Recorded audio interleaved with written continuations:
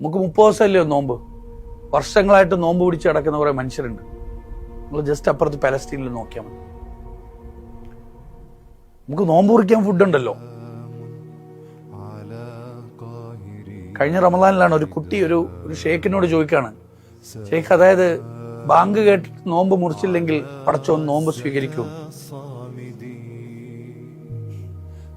മഗ്‌രിബ് bank കേട്ടിട്ടെ നോമ്പ് മുറിക്കാൻ ഫുഡില്ലെങ്കിൽ പടച്ചോൻ നോമ്പ് സ്വീകരിക്കുമെന്ന് ചോദിക്കുന്ന മനുഷ്യർ ജീവിക്കുന്ന അർത്ഥം നമുക്ക് നമ്മുടെ ടേബിൾ നിറയെ ഫുഡാണ്.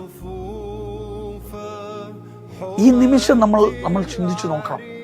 ഈ നിമിഷത്തിൽ നമ്മൾ ഭയങ്കര ഭാഗ്യവാന്മാരാണ്. നോമ്പ് മുറിക്കാൻ ആഹാരമില്ലാത്തത് കൊണ്ട് നോമ്പ് സ്വീകരിക്കുമോ എന്ന് സംശയിക്കുന്ന കുറെ മനുഷ്യർ ജീവിക്കുന്നിടത്ത് നമുക്ക് എങ്ങനെ അനുഗ്രഹീതരായി ജീവിക്കാൻ പറ്റും ആലോചിച്ച് നോക്കണം.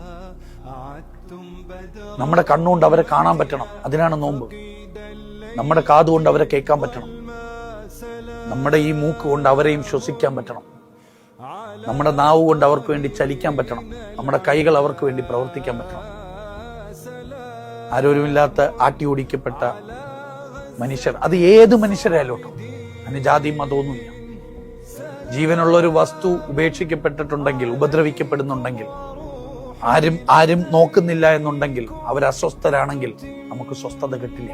അവസാനത്തെ മനുഷ്യനും സ്വസ്ഥനാകുന്നത് വരെ നമ്മൾ അസ്വസ്ഥരാണ്.